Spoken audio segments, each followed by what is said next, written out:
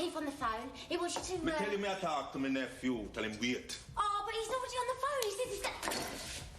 I said tell him wait.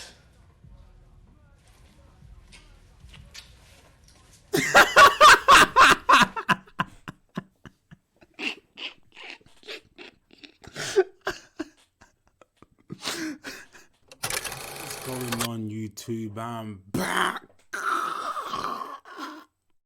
with another reaction video. This time on the table, it's Kidulthood. This right here is a classic. It's in my top 10 favorite movies of all time. It's a classic in these London streets. So forget about the intro. Let's go. What, go on, bitch? Oh my goodness. See you clear anyway? No. What? No. What the fuck are you looking at, you fat bitch? You know me. Have you seen clear? Come with Kit, man. I fucking hate bullies. Oh my goodness. I hate bullies so much. Oh my goodness. They're all pussies. Every single bully is a pussy. Like, what do they gain from this? Like, what do these bullies gain from picking on people that can't defend themselves? What do they gain? We all know why they do it. Insecure. No confidence. The only time they feel worthy. The only time they feel a sense of power, sense of strength, a sense of confidence that they have to pick on these little people that can't defend themselves. A lot of these bullies, they hate themselves for whatever reasons. They might not be getting attention at home because the parents are distant. They might just hate themselves for whatever reason, for personal reasons, but then they take it out on these innocent, defenseless people and they pick on them every time. Fuck them. Fuck them. I hate bullies. I just hate them. I hate them. I just hate them with passion. Yo, try. Where you been, man? Had a couple things to do, man. Show with these battios, man. All this fucking playing football. Come in the class stinking it up afterwards. Look here. Look here, buddy. Look here, fella. I was one of those guys. I was one of those guys that used to come into the classroom stinking up the place. I was one of those guys. I'm not ashamed of it. I'm proud of it. I wear it like a badge of honor. Yes, me. I was those guys. Early in the morning, 9:30 in the playground. I was there, active in these playground streets, kicking football around here. I was one of those guys. I used to go in the classroom stinking up the place because I was putting in that work in the fields. I was putting that work in the playground. Yeah, moi. I was doing that. And I'm proud of it. I used to be scoring for days. I used to score like 10 goals every day. Lunchtime. You guys know, if you guys played football, you guys know about those year rivalries. If you were in year 10, you'll play the year 11s. When I was in year 11s, I used to play the year 10s. You know why? Because sometimes these kids, they want to be top dogs in the school. They can't be top dogs in the school. They can't be top dogs. We used to have that local derby, year 10s versus year 11s, the olders versus the youngers. We had to make sure that we won every single time. Because we couldn't give those youngers an ounce, a sliver of confidence. Because we were top dogs. So we had to show them how we were top dogs by defeating them in a game of football at lunchtime. Lunchtime. It was on. 1 hour every day. Year 11s versus year 10s. Whoever wins, they get bragging rights in the school. And we had to win every time. We had to. We couldn't lose. We couldn't lose against the youngers. We couldn't. We couldn't allow them to think that they're top dogs. We couldn't allow them to be walking down the hallways and to look at us in the eyes. We couldn't let that happen. We couldn't let them have eye contact. When we walk down the corridors, I want them to be looking down at the floor. I'd be walking like this. When they see me, I want them to be going like this. Because I'm the top dog round here. We are the top dogs in the school. I wouldn't want to lose against them. Do you know why? Because what they'll do, they get that confidence, that boost. They'll be walking around top dogs saying, yeah, we beat the year 11s. We're the kings in the school right now. I wouldn't want them to be looking at me in the eyes. I wouldn't want them to be making eye contact with me. No, baby boy. I wouldn't be walking into the cafeteria. Them giggling at me in the corner going, we beat them. They're shit. No. We couldn't allow that to happen. So 12 o'clock, me, my fellas, against the year 10s, we had to put in that work. We left our blood, sweat, and tears in the playground, in the fields, in that concrete. And did we go into lessons after school? Did we go into lessons after, lunchtime, smelling, sweating? Of course we did. Oh, we did. We stunk. We smelled a BO. Did I care? No. Was it worth it? Yes. We had to make sure those guys knew who were boss. If you guys are from London, you know what I'm talking about. You know about those local derbies. Come on, man. You know what? Them two girl over there are fucking weird, blood. I know. What the fuck's she looking at, man? How can you make her watch you like that, blood? See me now, if that was me, I wouldn't have it. You should spark in her fucking face. Yeah, you watch. I'm gonna mash her up. Fucking bullies. I hate the worst ones. The worst ones are those bullies, yeah, that are not really, they're not really about it. They're only tough in the group. That fat white chick right there. She had to have that guy to instigate her, going, "Oh, you're gonna let her watch you like that? You're gonna make her watch you like that? I wouldn't take that. If it was me, oh, fuck her up." And she's like, oh, okay, I'm gonna fuck her up just because you said that. I hate those type of people. Given to peer pressure. They're weak. They have no mind of their own. The only reason why she's doing this is so she can impress these idiots. I hate those type of people. She's not really about it. I guarantee if she was by herself, if she went to a different school, she had different friends, she'll be a normal girl. Just living her life. But nah, she's chilling with the wrong crowd. And now she wants to impress them by, fucking this girl up. That's all it took. For him to go, "Ooh, are you going to take that? Are you going to take... Did you see the way she looked at you? Are you going to take that, girl?" Fuck these guys. Fuck them. It's so bad, innit? What I tell you before, huh? When I call you, you must come.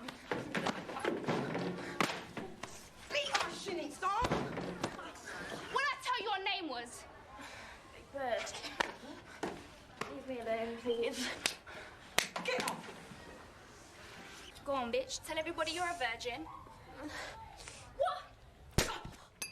Shit. And tell everyone you're a virgin. I'm a virgin. Beat her up, Shanice. Beat her.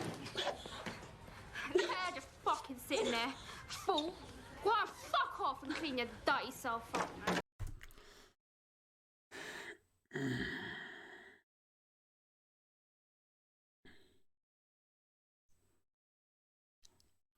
I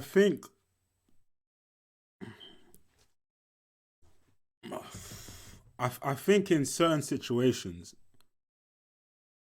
if you're sitting there watching this happen and you're not doing anything and you're not even trying to help, or trying to stop it, you're scum too. That's it. That, to me, you are involved. To me, you are not a witness. You're not a bystander. You are just standing there watching this defenseless girl getting fucked up in the corner for no reason. And you guys are just standing. It's just, no, you guys are just sitting there. See, like, how can you go on? Like, how can you go on the rest of the day? You just witnessed this girl get beaten up for no reason. How can you go on for the rest of the day thinking, okay, cool, I just saw that happen. That's fine. Let's just move on.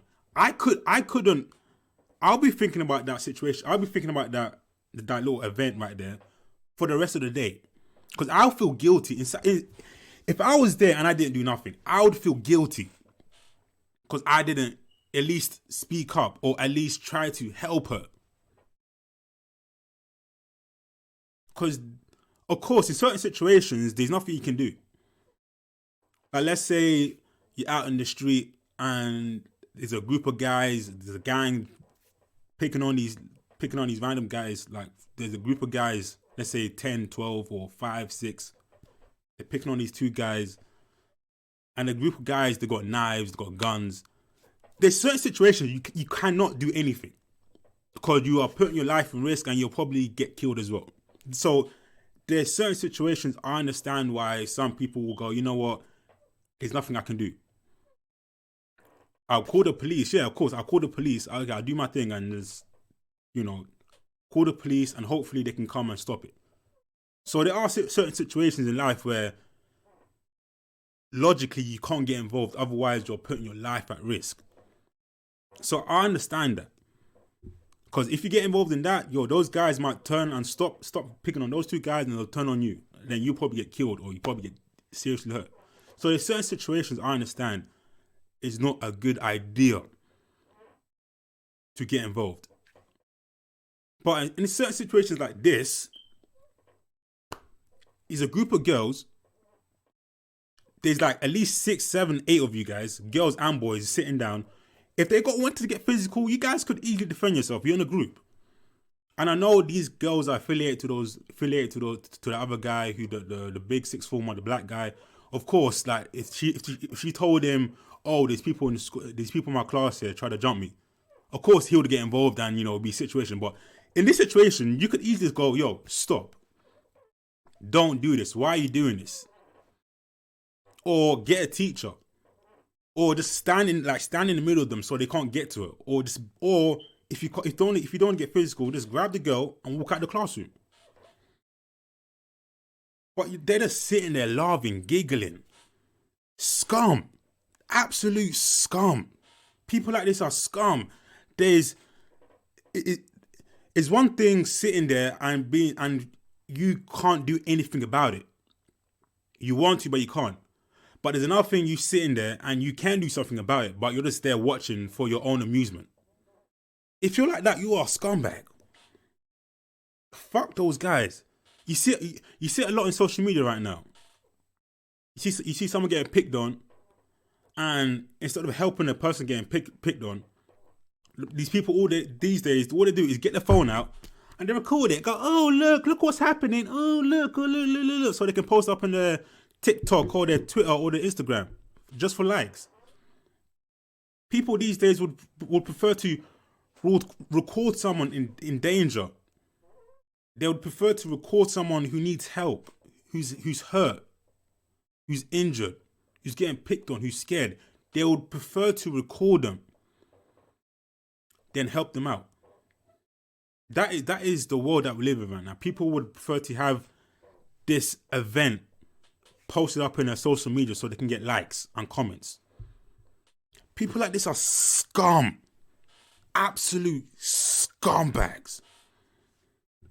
I effing hate them. I probably say they are worse than bullies. I think so. I actually think so. They're either the same or they're worse. I put them level, but I think they're a bit worse because you're watching it for your own amusement. Those people who can help, but they just choose not to. Scumbags. Hi, Katie. Hi, love. Right. Is she okay? Yeah, she's fine. Oh, she fell over at school. Christ, Arthur's really fucked up my day. Oh, these fucking parents. And the parents, oh, fuck this. Fuck.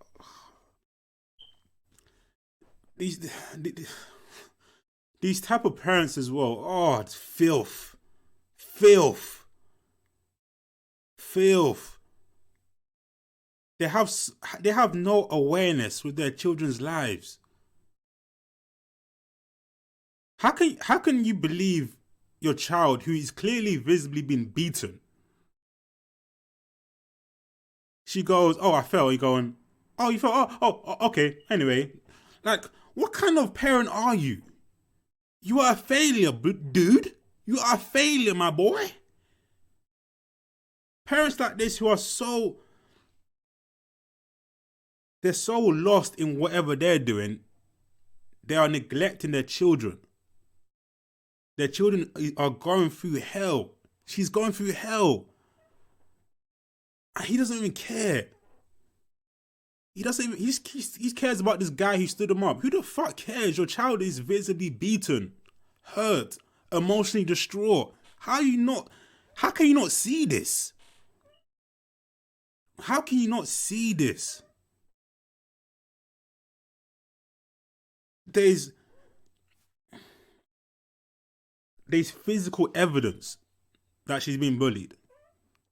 Her body language is saying, I am unhappy. And as a parent, you should be there. You should be there for your children. Who gives a fuck about Daniel? Daniel, Tom? Who gives a fuck about Tom? He ruined your day. Who gives a fuck? Your child is getting beaten up in school and you don't care. And the thing is, parents like this exist. Like they're not active. They're not there emotionally or even physically in their children's lives. And then they get surprised when something bad happens to them. When their children starts taking drugs. When their children starts going down a dark path. They go, "Oh, what happened?" It's because you weren't there for them, you scum.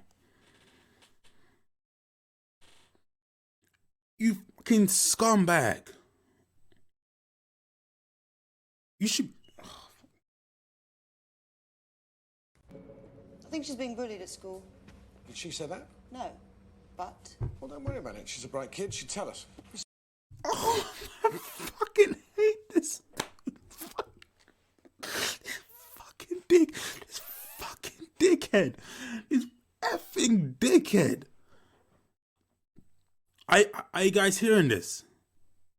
I think she's getting bullied in school. Oh, did she tell you that? No. Oh, then don't worry about it then. How inconsiderate is this absolute douche?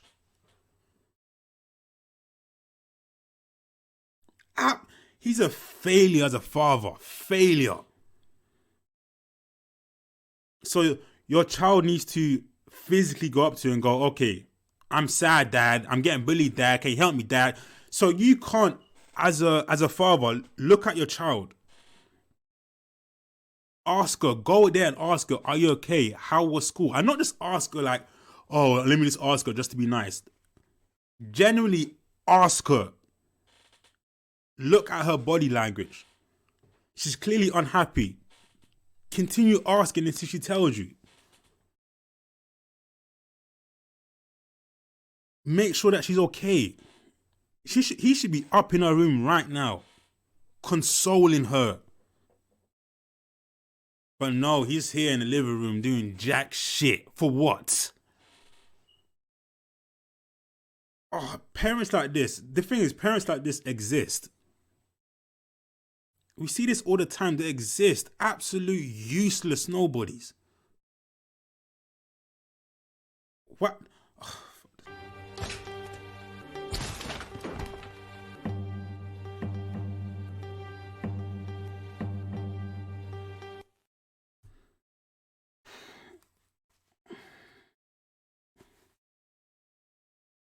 everyone in that family is responsible. I don't give a fuck. I just don't give a fuck. This is what happens when you neglect your children. This is what happens when your children are going through hell and you don't take the time or don't even have the effort to go and investigate, try to see what's going on, try to help her out. This is what happens. Because I don't know what it is. There's something about suicide. It always get. I don't know. It always gets to me. Like when I hear like a story about someone killing themselves, or I see it in movies or whatever, it always gets to me. Because especially when it's someone like her age, like someone who's in school or whatever, 15, 16, or however old she is. She's probably in school. To take your life at such an early age, before your life has even started. Because I personally think your life starts when you're 18. I think when you're 18, that's when you will start to experience what life is all about. Because you're pretty much an adult. When you're at a young age and you decide to do that, you haven't even lived life yet. You haven't even experienced what life is about. And then you do that. So that's tragic. That is so tragic. And for someone to actually, take their, life away, the pain, the sadness, the sorrow that they must be going through to go and do it, it's so sad. It's actually so sad. You must be going through so much pain. Because a lot of people, they think about it. They think about it, but they won't do it. There's some people that do a lot of self-harm. They drink a lot of alcohol, take drugs, they cut themselves sometimes, whatever. They hurt themselves. But to actually do it, to actually give up, just like, I wouldn't even call it, I wouldn't even call it giving up. I don't know how you'd call it. To actually do it. Because life is so precious. And for someone not to have the strength, the motivation to carry on, to go, I'm gonna get through this hardship. I'm gonna get through this little period of pain. I'm gonna get through it. I'm gonna see the light at the end of the tunnel. For someone to not believe that, to go, I don't see it getting better than this. To go, I do not see the light at the end of the tunnel. I don't see it getting better than this. I'm so much in pain. I'm so sad right now. I have to do this. They couldn't even think of a reason for living. Do you know how deep and tragic that is? They can't even think of a reason to live. It's so tragic. It's actually so sad. Yeah, it's actually it's actually so sad. Like they must be going through hell. They must be going through hell for them to do that, and it's so tragic. Cause I don't know, man. I think everyone's capable of doing it.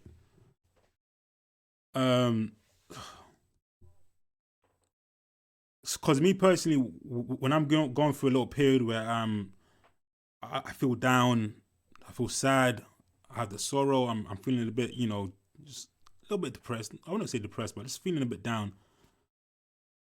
There are a few things in my life that I always think of that makes me go, okay, that perks up my mood. Just enough for me to go, you know what? I'm going to go through this. I'm going to get through this little sad period I'm going through.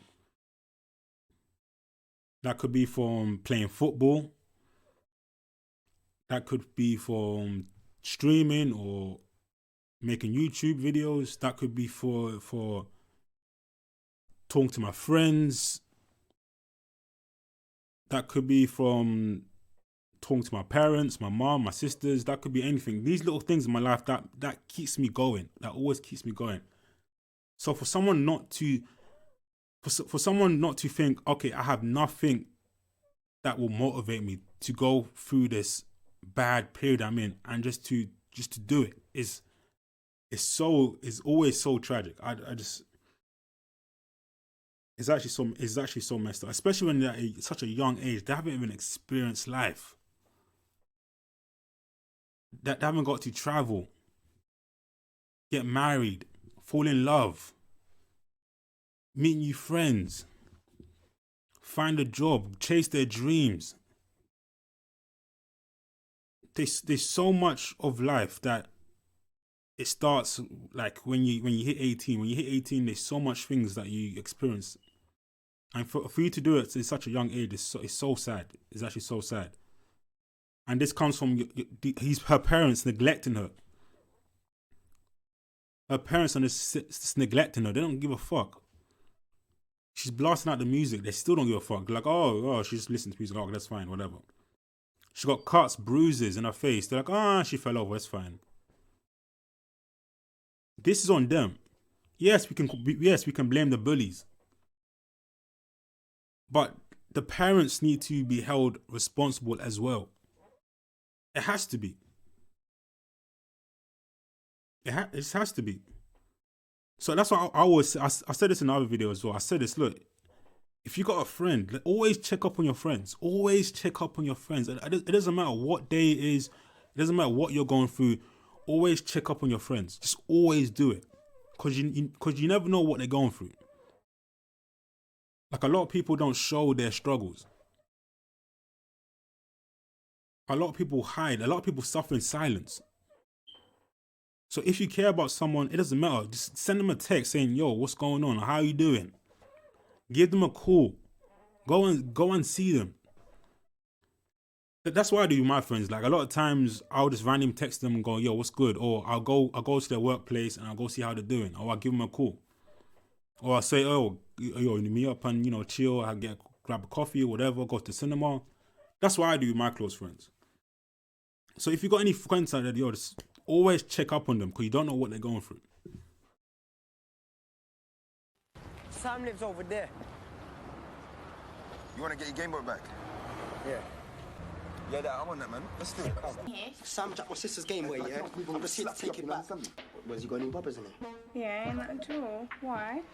Not now, Jay, man. His mom said he only went down the road. Yo, how are you... How are you breaking into this guy's house? You're breaking into this dude's house. You literally hog-tied his little brother.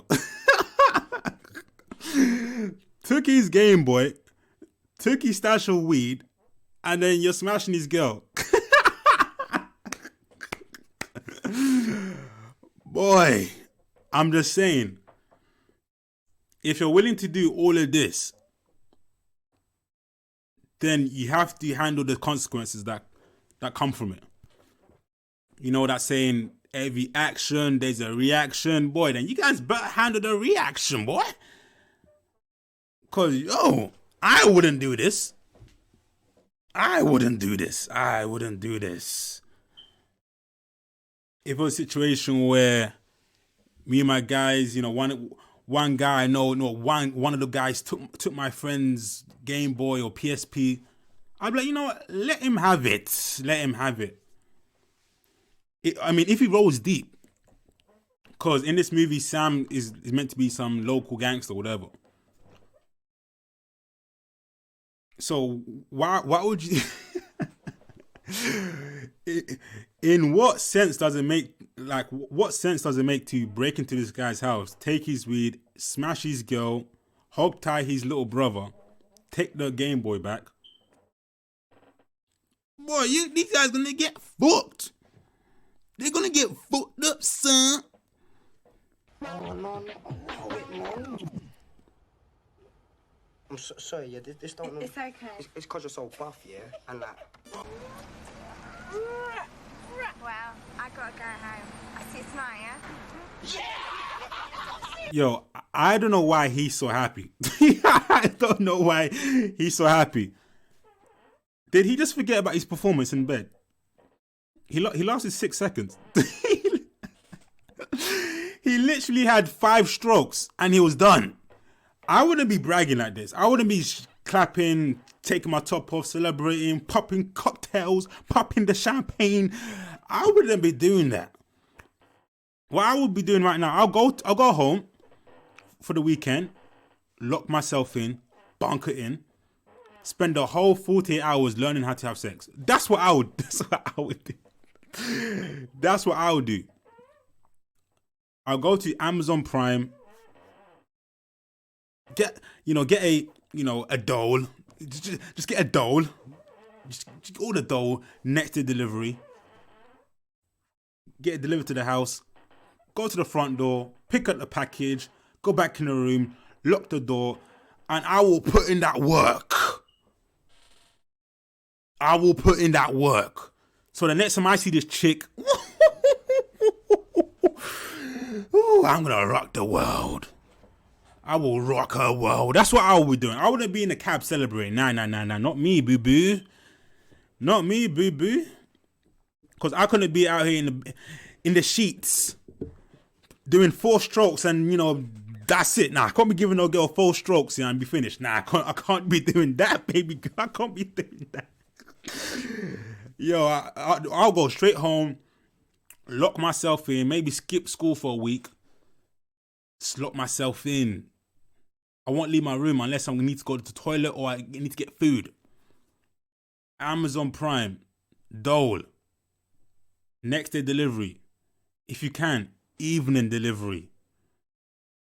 I'll pay the extra £4. That's fine. Nah, I don't have to pay my extra. I got Amazon Prime. I pay monthly. Next day delivery. Get the dole. Put in that work. Put in that work. The strokes, the technique, the speed. Slow, fast, slow it down. Now pick up the pace. That's what I would do, me personally. That's what I would do personally. Because right now, your name is sullied. She's gonna go to school and tell everyone, yo, 4 strokes, he was done. So what he needs to do, what he needs to do is save his name, save his legacy. Get that dole. Practice. Because practice makes perfect. That's what I would do personally. Me, that's what, I can't be giving no one 4 strokes. Finito. Nah, no. No moi, no me. Petit frère? No. Mon frère. No, mon frère, no. Get that dole, Amazon Prime, in the bed. Technique. Put in that work. That's just me personally. This guy celebrating in the cab. Yo, you can't be celebrating from your friends when they saw your performance live. Nah. No. Can I use your toilet? Are you going to do a shit? Because if you are, then no. That's loose, man. I don't do that in other people's houses. Well, hurry up. Look, I'm going to say, for those people that go to your friend's house and just take a shit, you guys are psychotic. Like, you guys are absolutely psychotic. Like, I can't take a shit in public. I feel uncomfortable taking a shit at my friend's house. Like, I've had a friend for like 6 years. I've never taken a shit in his house. Never. Like, one time I stayed over the weekend. I was desperate to take a shit. So I literally went home, took a shit and went back. True story, because, we had a gaming marathon, Call of Duty marathon. We just bunkered in. We ordered some pizza, McDonald's, some TGI Fridays, some KFC, some Caribbean rice, dumplings, KA fruit punch. Oh, it was marvelous. It was a marvelous weekend. And when we had that meal, yo, my stomach was full. I was like dying for a shit. You know when you want to take a shit, yeah, but you're holding it in, and your stomach starts to rumble. Yeah, that was happening to me. But I felt uncomfortable doing it in his house, so I literally left the house, went home, took a bus, went there, took a shit to my house, and I went back. I just can't. I feel uncomfortable taking a shit at my friend's house. Unless I really, really have to, I'll do it. But if I don't have to, I won't do it. But those people that are so comfortable will take, like one time a friend of mine came over, like he's never been to my house. He came over one time, his first time. He took a shit. I'm like, bro, what are you doing? He's like, yeah, I just need to just take a shit, you know. I just took a poo. Yeah, it's all cool. I'm like, nah, it's not cool, bro. It's not cool, bro. This is literally the first time you've been in my compound and you're taking a shit. How are you that comfortable? How are you that comfortable? Like, you haven't even seen most of my house. You've seen like 5% of my house, but you're so comfortable enough to see 5% of my house here and take a shit in my house. You haven't even seen my kitchen. How are you taking a shit? This guy has only seen my corridor and my room. He's seen like 5% of my house. But he's still comfortable enough to go upstairs in my bathroom and take a shit. I'm like, what are you doing, bro? Don't do that. Don't do that. That's crazy. Yo, that's crazy. I think that's weird. How people can just do that? Go, you know what? I've never been in your house before. It's my first time coming over, and the first thing I do is like take a shit. That's nuts. Like, you're a psycho. You know what, mate? I got passed by 5 black cabs today. Well, that ain't my fault, mate. Just because I'm black. And that ironic though, like, black cab don't take black man. So? The point is that it becomes a vicious circle.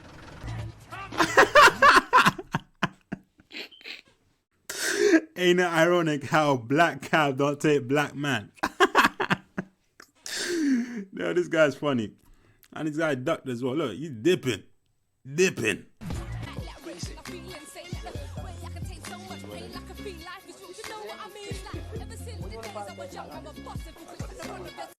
Oh, I hate when security guards do this. I hate it. Oh my goodness, I hate it. I mean, it doesn't happen to me often now. It used to happen to me back in the day, but you know, you're going to a shop and then they'll just be lingering around you, just lurking. Just thinking, bro, just calm the down. I'm not here to steal anything. I'm in Boots. What am I gonna steal here? Moisturizers? What the fuck am I gonna? What am I possibly gonna steal here?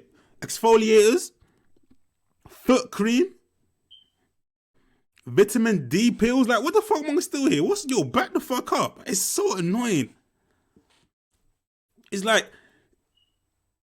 I don't know. It's like you get a really annoyed. It's because it's like essentially because they've looked at you and they're essentially saying, okay, you look like a thief. Like, we think that you're gonna steal from here because the way you look or the way you dress. Luckily, I don't dress like these guys anymore. I used to back in the day, but now I dress properly now, and I shop at Zara, H&M, ASOS. So no security guards follow me around because they know that boy ain't no thief. He's a swagger man. He's too stylish to be a thief. So it doesn't happen to me anymore. But back in the day when I used to like dress with tracksuits, I walk into a shop. You know, these security guards used to follow me around. I'm like, oh my goodness. It's like you're essentially saying to me, okay, I think that you're a thief because the way you look and the way you dress. So I'm gonna follow you around in the shadows. Like, I'm in Boots. I'm not gonna steal exfoliators here. I'm not gonna steal foot cream. I'm not gonna steal an orange juice. I'm not gonna steal a packet of crisps. Back up. Give me space. Go back downstairs by the entrance and calm the fuck down. Ugh, it's so annoying. I never thought it was that bad that she'd have to kill herself. What's done now? Nothing we can do. Oh my goodness. Yo, people. If you have someone like her in your social group, kick them the fuck out. Kick them the fuck out because they are an anchor. These type of people, they don't want to see you succeed. They want to see you remain on their level because they have no ambitions, no skills. They have nothing to offer this world, and they are just happy fucking around, taking drugs, going to parties, fucking, smoking, drinking alcohol, doing nothing with their lives because they are content with that. And they want you to be content with that. So they will constantly drag you down. So if you have someone like this in your social group, kick them the fuck out. Baby boy. You kick them the F out. Because these type of people that hate to see you succeed, they don't want to see you shine. They want to see you miserable like them. They want to see you partying, taking drugs, fucking, doing nothing with your life, just like them. Because they don't have the hunger, the motivation to do something with their lives. And you know what they say, misery loves company. So if you have anyone like this, you know, in that line, yo, kick them out. They're going to bring you nothing but sadness. Preach. Could have something scared of you. If you're going to do something to me, then do it. Go on. I've got bigger things to worry about than what you could do to me. See, that's how you deal with bullies. You stand up for yourself. You lay down the law. You stamp your authority. You tell them, though, yo, I'm not shook of you. Because what they do, they go for the weaklings. They go for the people that don't want to defend themselves because they're scared. That's what they do. But once you stand up for yourself, yo, it's GG. That's what you do. You stand up for these little punks. Look at her, she's quiet. Shut her down. She's quiet now. She goes, yo, you go tell the school about me being pregnant. I don't give a fuck. I don't give a fuck. And what was a rebuttal? What can she do? Nothing. She froze. She froze out here in the streets. Woof. That's how you do it, baby girl. Hey, my side. My side. Hey, darling. Hey, girl, I'm talking to you, man. Hey, I'm chatting to you. I don't think she's on it. Yo, this brings me back so much memories. Me and my friends, man. We were doing exactly the same shit they're doing right here. Oh my goodness. We will be doing exactly the same thing. We'll be approaching random girls, even older girls as well, just doing the most nonsense. Like this brings back good memories. So much good memories. And this happens a lot as well when like I've seen this a lot of time. I'm sure you guys have seen it as well when a guy's calling out to a girl and the girl's ignoring them and then they end up like saying, "Oh, you're fucking ugly anyway. You get the fuck out of here, you hoe." It's so funny because they get so butthurt that the girl's not interested, so they start shouting out things like, "Oh, you're ugly anyway. You got a big forehead. Your pussy stinks." Or some shit like that. It's so crazy though. It's so crazy. But wait, give me a second. Hey, can I help you? Do you work here? Nah, sir, I was just making conversation. I wouldn't buy this trainers though. Seriously, I wouldn't. Why not? Well, the front always comes off. Plus, those are the old ones. New ones are upstairs. And that's how you do it. It's very simple. It's very simple to approach a girl and talk to them. I say the best way to do it is if you're in an environment where you can use the situation or the environment to strike up a conversation. That is the best way to approach a girl and to start a conversation with them.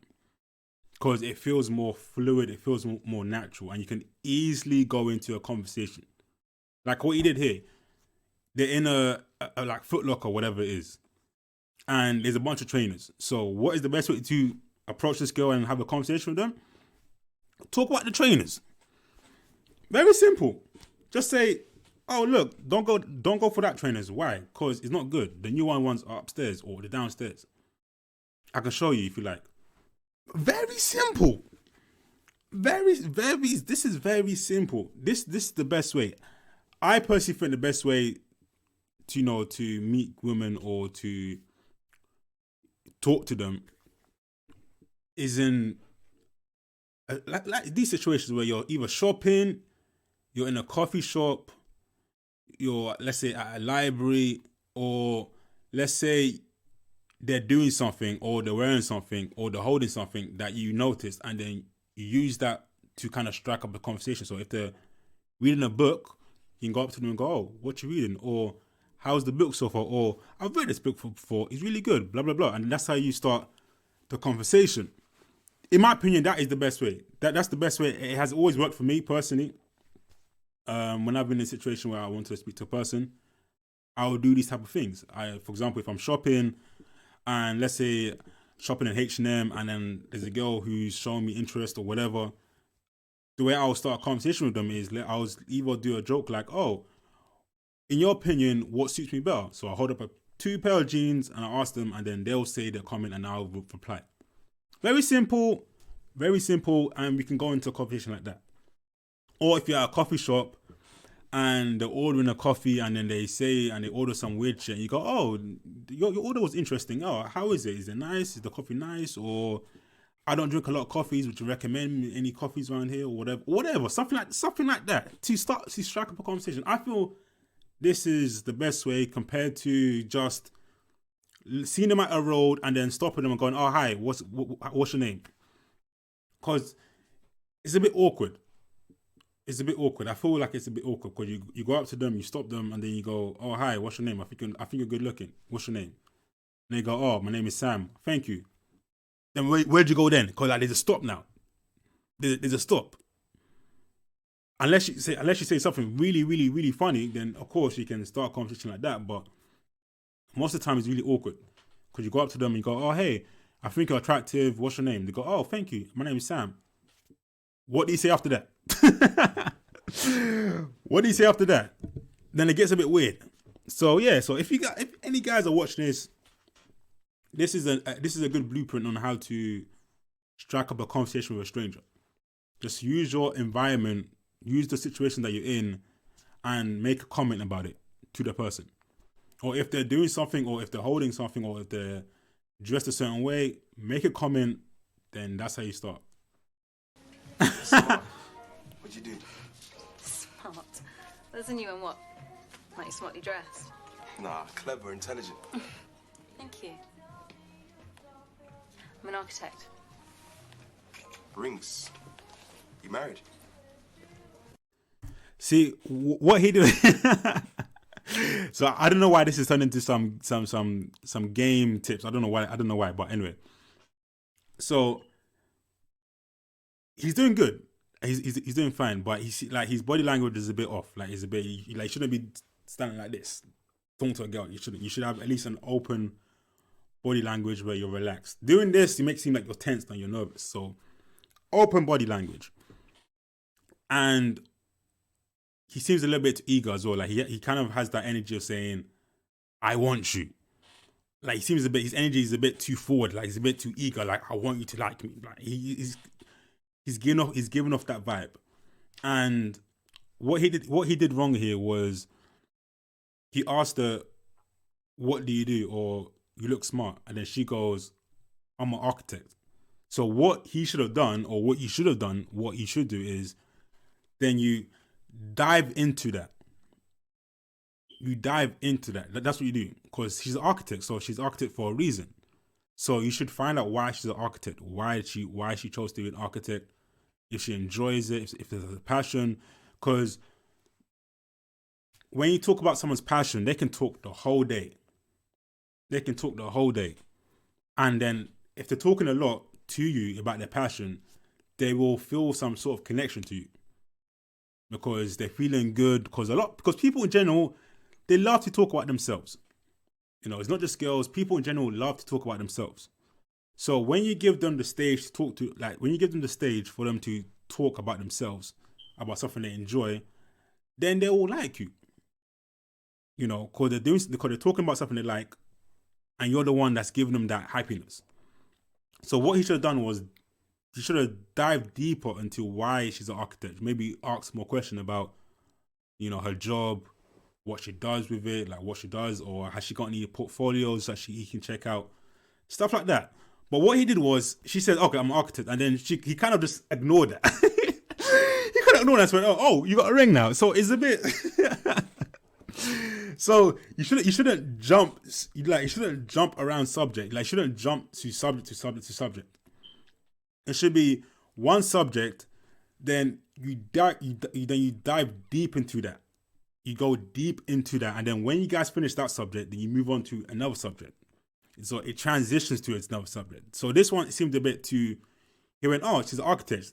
He ignored that and just jumped to, oh, you got a wedding ring. It comes off a bit weird. So that's another tip for you guys. Like, that's what you should do. So try to dive deep into one subject and then try to naturally transition it. When you guys are bored or you've spoken about that subject enough for long enough, you try to smoothly transition to a different subject. You know, that's how it goes. So if someone says to me, oh, what do you like to do? Like, what do you like to do in your spare time? I'll go, I don't know, I like to watch anime. Then what you should do is you speak about anime. You dive deep, because they said anime for a reason, because that's what they like. That's what they like to talk about.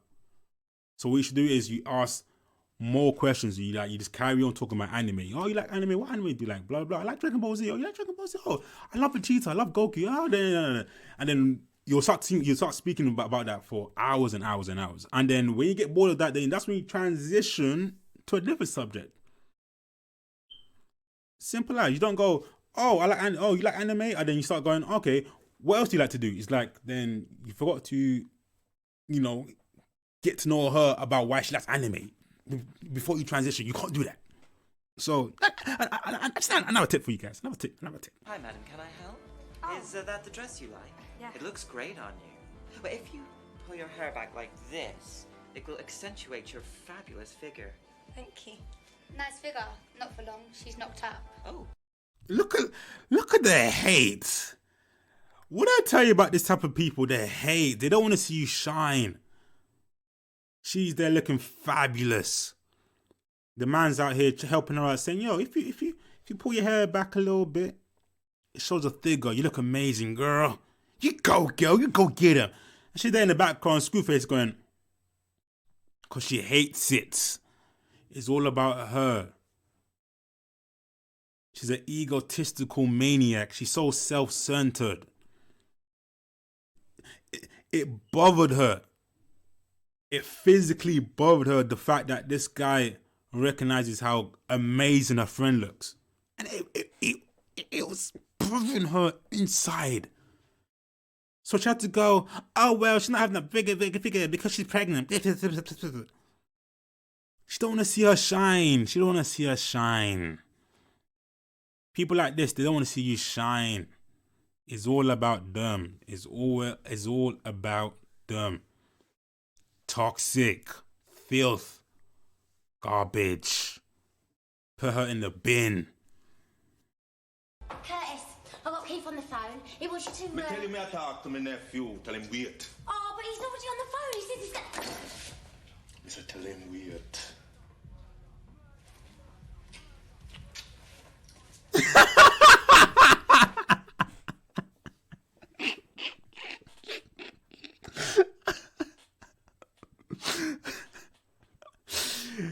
Yo, there's so many toxic relationships in this movie. It's so toxic.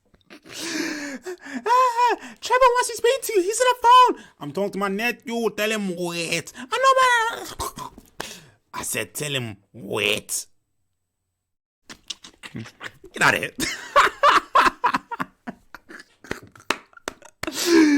Yo, there's so much toxic relationships in this movie. This movie's hilarious, man. Tell him wait. But he's on the phone. Tell him, wait.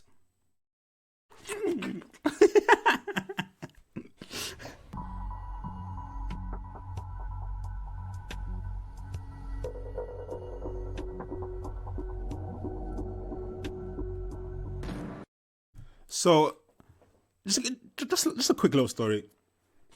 So, of course, over here in the UK, you know, having a gun is illegal.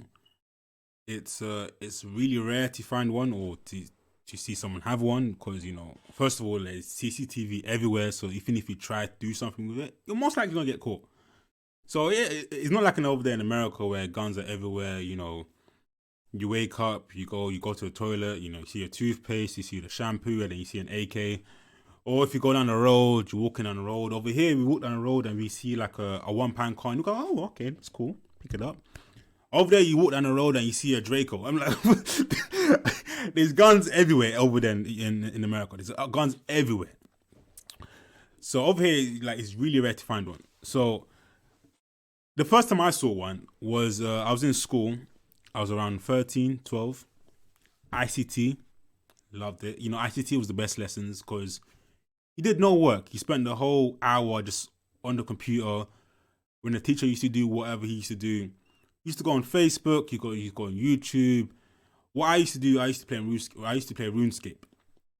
So I was there playing RuneScape, enjoying myself, killing. You know, I was out there in the fields killing folks. Level 12. Oh, that was good.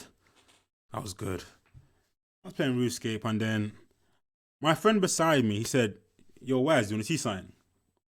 I'm like, Sure, why not? So he pulls out this big Nike bag, opens it up. So like the table's hit, and then he goes, look. So he opens his bag like under the table, and then he goes, look. So I look down and see what's going on here, and then he pulls out this kind of paper bag, like it was a plastic white bag. He pulls it out.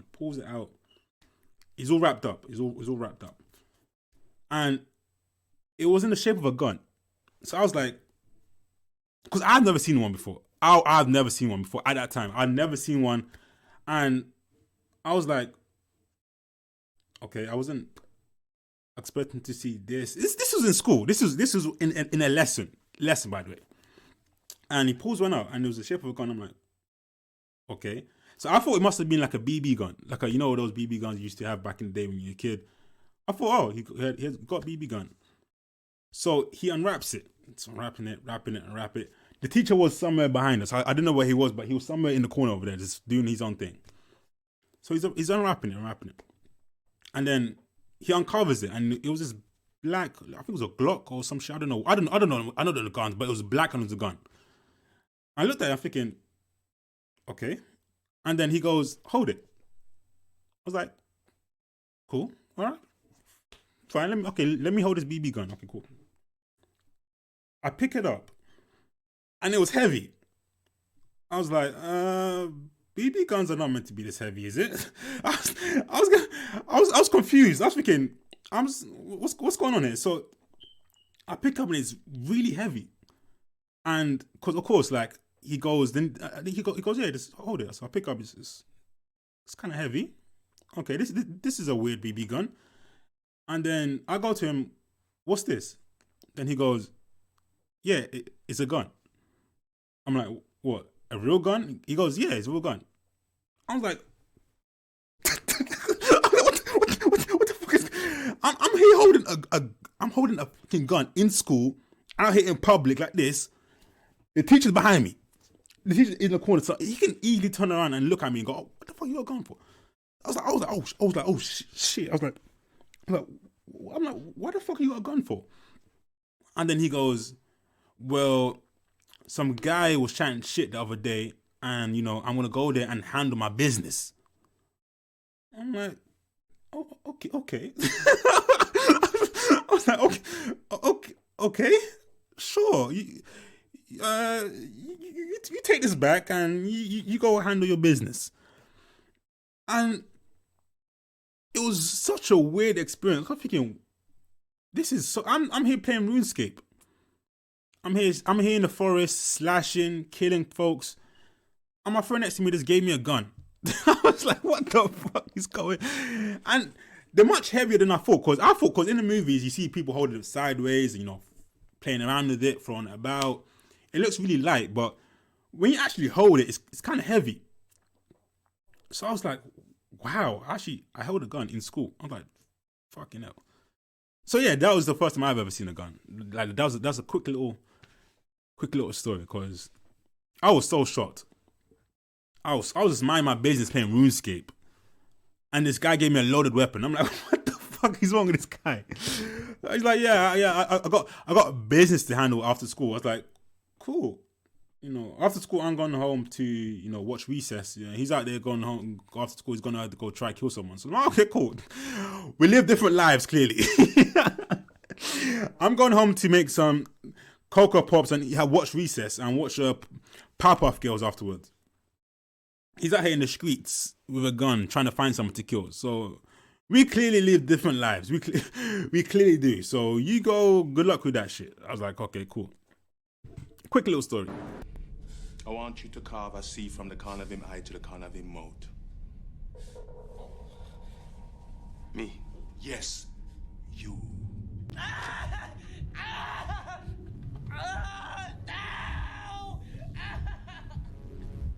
Why would you let your nephew do this? Do you know how sick some people are?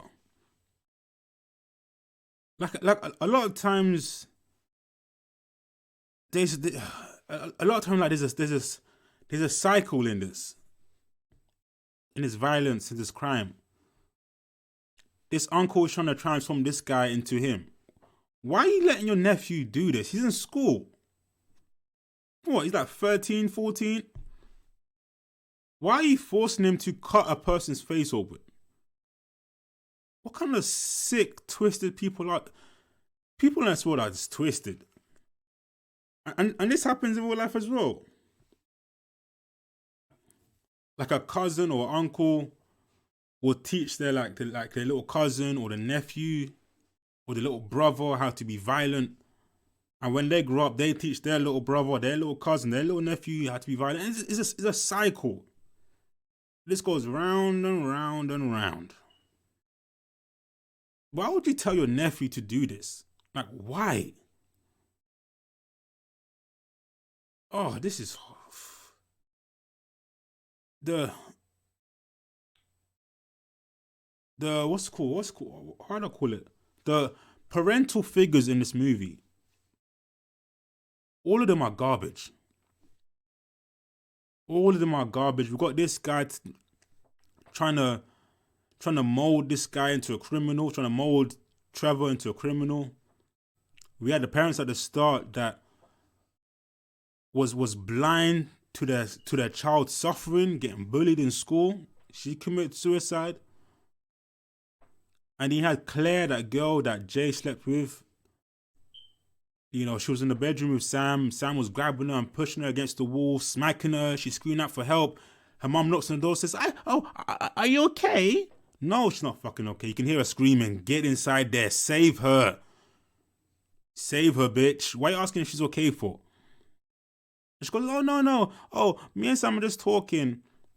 And then she goes, oh, make sure to wear a condom, sweetheart. Like, what the fuck are you talking about, bitch? Go downstairs, useless. Useless. Yo, the parental figures in this movie they are garbage. And when someone surrounds themselves, like when people, young children, young kids, when they have parental figures who are like this, who are dumb, violent, we can't be surprised when they turn up, when they're older and they become dumb and violent. And then they pass it down to their young kids or their little cousin or their little nephew. It's a cycle, man. It's a fucking cycle.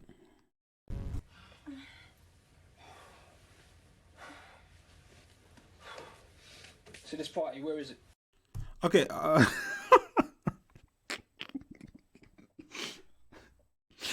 Okay, so I never understood this shit. I've never understood this, but why do people do this? Why do people have the sex underneath the covers?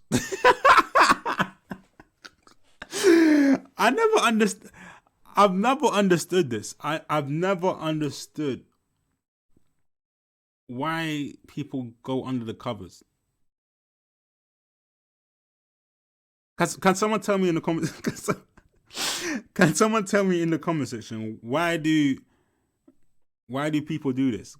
Because I've always been so confused. Like, why are you going under there for? What's under there?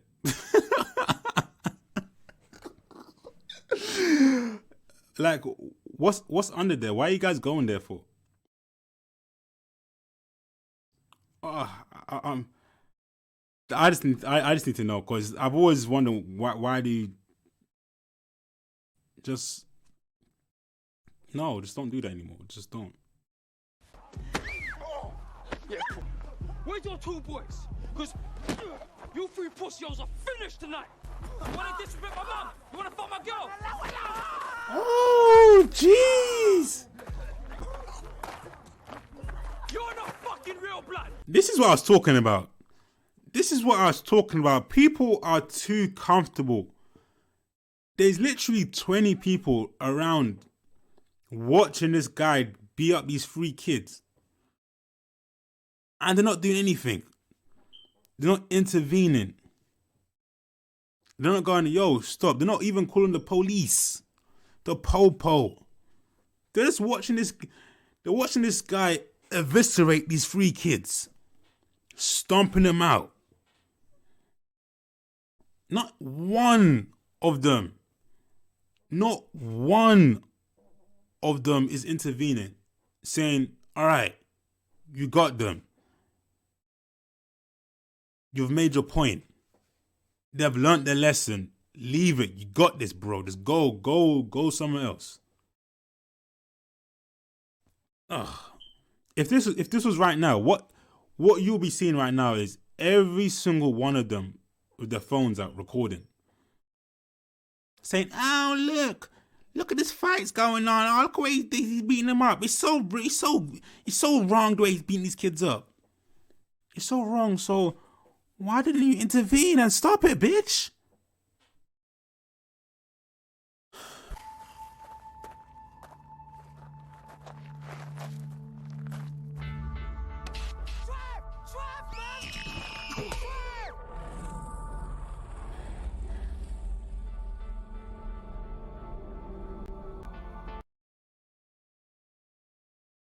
Yo, every action has a reaction. At the time, they thought it was funny to go to this guy's yard, hog-tie his little brother, take back the Nintendo DS, steal his weed, sleep with his girl on his bed. At the time, they thought it was funny, but yo, sometimes life teaches you a harsh lesson.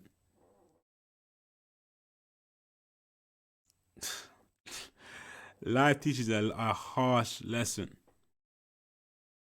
Because in this world, there's always that one person that you shouldn't really fuck with.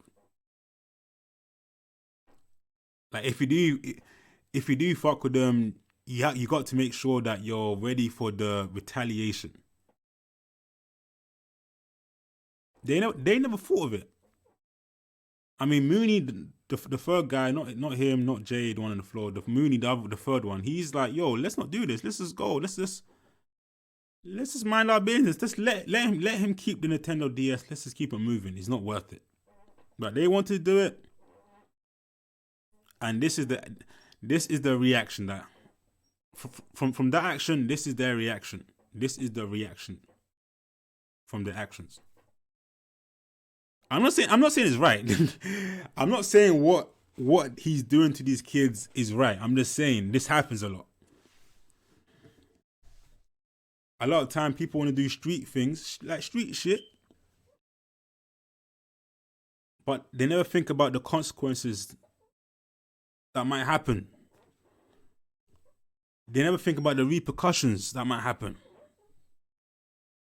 And most of the time, there's always a repercussion. Most of the time, you rob the wrong person, you jump the wrong person, you mess with the wrong person. Most of the time, there's a repercussion to it. Ambulance, man! Hey, post yo!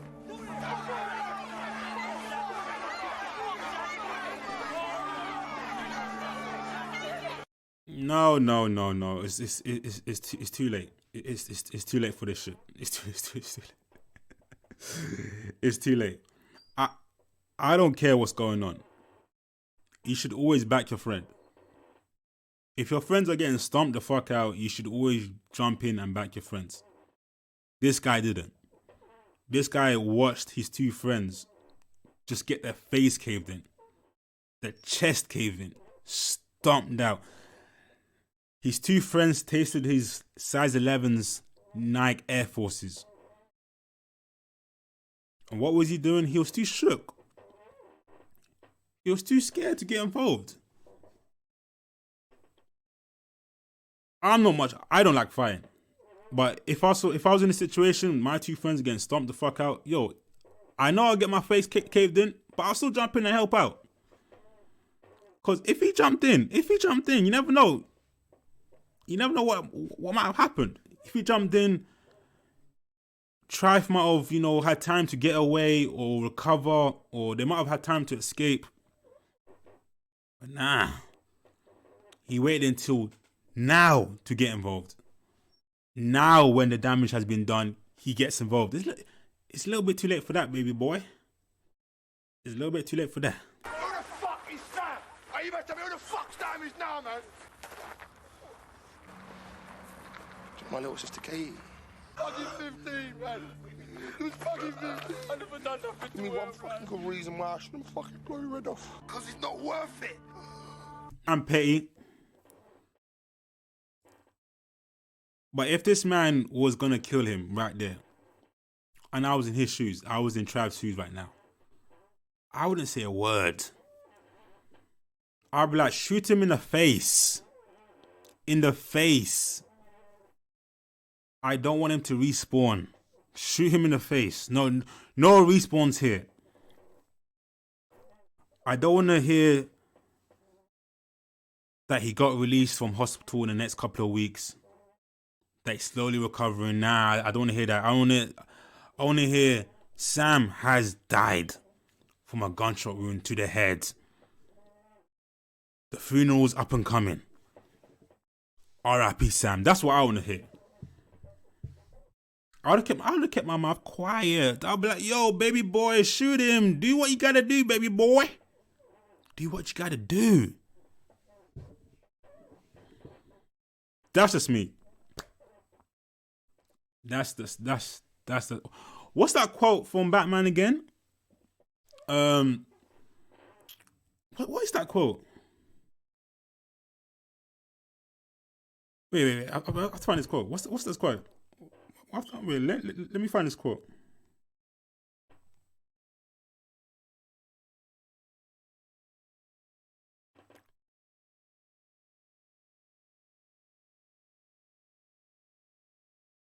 Yeah, the quote is, I won't kill you, but I don't have to save you.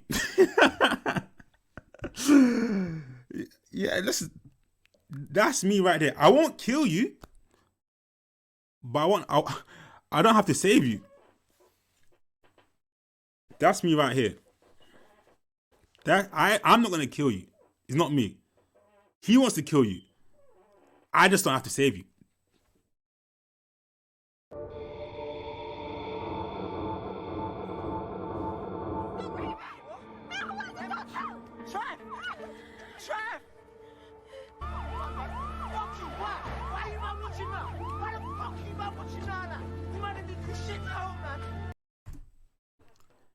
And guys, that was Kidulthood.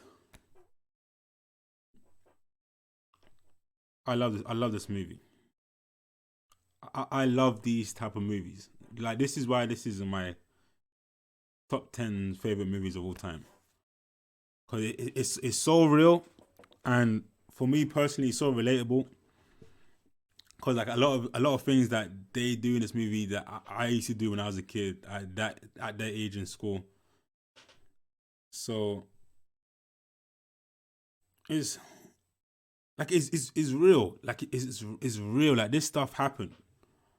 Like, this is how it is in London. Basically, this is how it is in London. Like, you pretty much saw like a little window of how grown up in London is most of the time.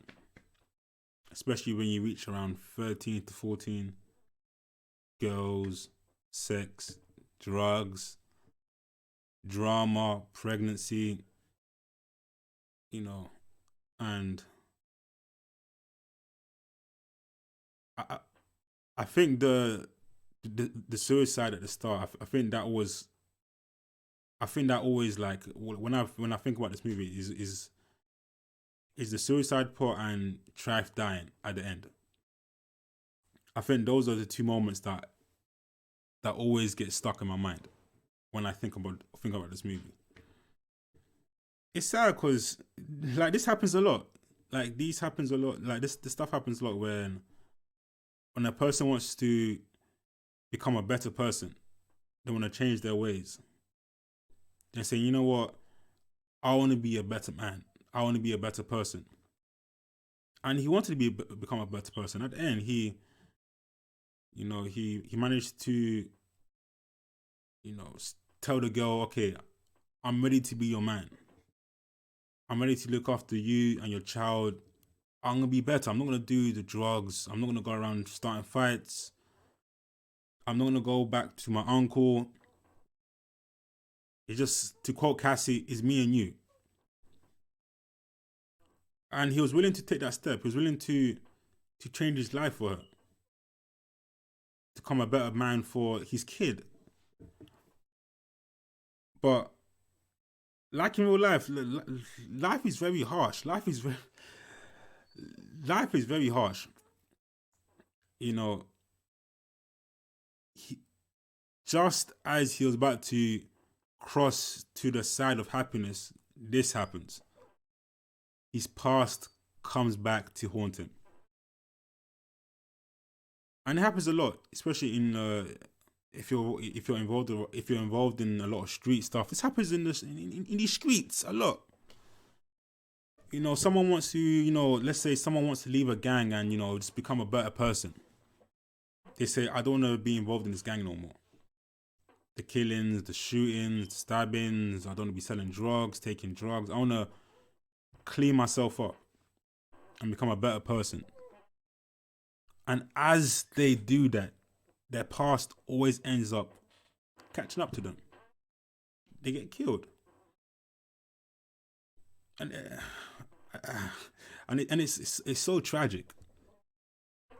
It's so tragic. It happens, like, your past always catches up to you most of the time, especially when you're involved in this, or if you got a very violent past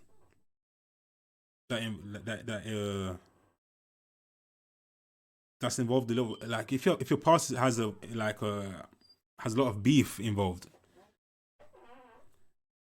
Most of the time, it catches up to you, because a lot of people, they don't forget. A lot of people, they don't forget it. Like, a lot of people, they don't forget. Like, they take it personally. Like, if you jump them, if you rob them, these guys, they got so much pride because of their street cred. They got so much pride, so they will never forget that. And they'll look for you. It might be in a couple of hours, in a couple of days, a couple of weeks, a couple of months, a couple of years, 10, 20, 30 years. They won't forget it. And when that time comes, when you get caught slipping, they will get you. And it happened here to Traff as well. Just as he was ready to become that better person for him, his girl, his baby, Sam comes out of nowhere, hits him with a bat. He dies. Mooney, if he got involved, would he still be alive? I think so. I think so. If Mooney got involved, if he at least, you know, put up a good fight, Jay could have moved Trife away and put him in a safe area, or they could have called the police or something. He could have recovered. They could have ran away. They could have got away. But nah, he didn't get involved for his friend. And if that was me, that would kill me, knowing that I wasn't there for him when he needed me the most. I wasn't there for him. I wasn't there for him. I didn't even try to get involved. I froze. He froze. Mooney froze. When it was showtime, he froze. He froze, and yeah, he would have to live. Yeah, he would have to live with that. I don't think I could ever forgive myself for doing that. If I was in a situation, my friend was there, getting beat the fuck up. He was badly wounded, and I just stood there and watched him happen, and I froze. That would destroy me. That would absolutely destroy me as a person. I could never ever forget that.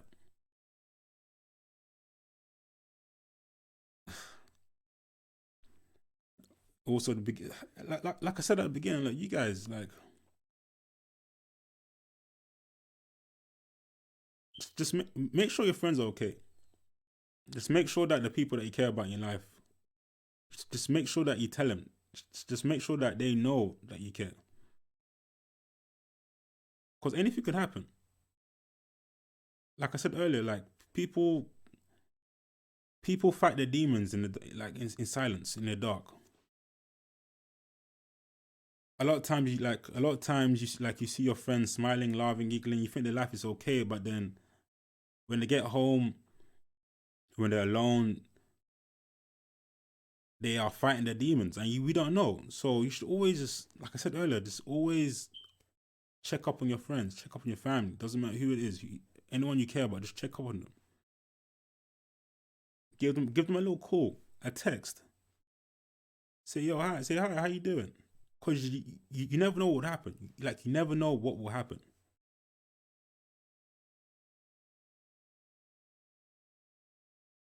Because, like, there's a lot of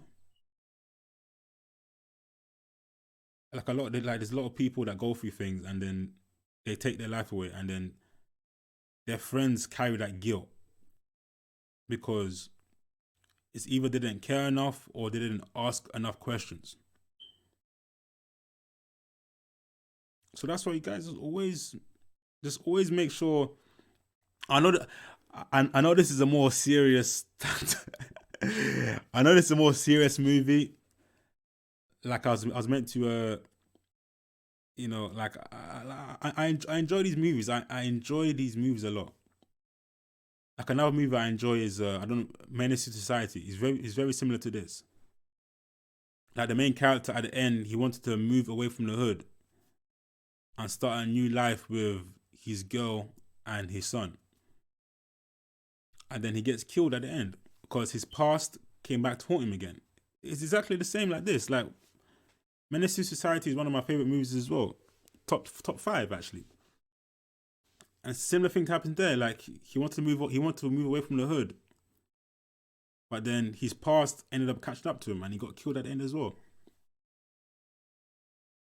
So, like, this is life, man. Life is so precious. Like, life is so precious. That's why you need to make sure that the people around you know that you care about them. Because we could go at any moment. We could go at any moment. So always, just always make sure that like, they know that you care. Just send them a little text saying, "Do you want to talk? How you doing?" That's it. And if you become a parent as well, if any future parents are watching this, like, yo, just make sure you pay attention to your kids, man. Make sure you pay attention to your kids, because being a kid, especially when you're starting off as a teenager when you're 30. When you become 12, 13, 14, things get a little bit more serious. Like when you're 13, 14, 15, that young teenage age is a very delicate. It's a very delicate phase. It's a very delicate era that you have yourself as a person, because you're slowly finding yourself. You're slowly developing yourself to become an adult. You're slowly you're slowly finding out who you are as a person. And a lot of times, what goes on during your early teens has a big effect on you of who you become as a person. Who you become as a person. So that's why parents, make sure that you tell your kids. Just make sure you pay attention to your kids. Just make sure to look at their body language, or to see if you have a feeling that something's wrong, just make sure to persist and tell them, yo, I'm here for you. Persist. Even though they want to talk, just make sure that you try to get them to open up. Don't just go, oh, okay, they're fine. They'll get over it. Nah. Most of the time, they don't get over it. I don't know, man. Well, I hope you guys enjoyed the reaction. I will try to react to a more happier movie, more of a happier movie. This one was a little bit more dour, but yeah, I wanted you guys to see Kidulthood. I love this movie. Hopefully, when you guys got time, you can check it out. Check out the full movie. I think you'll like it. So that's it for me. If you enjoyed the reaction, you know what to do.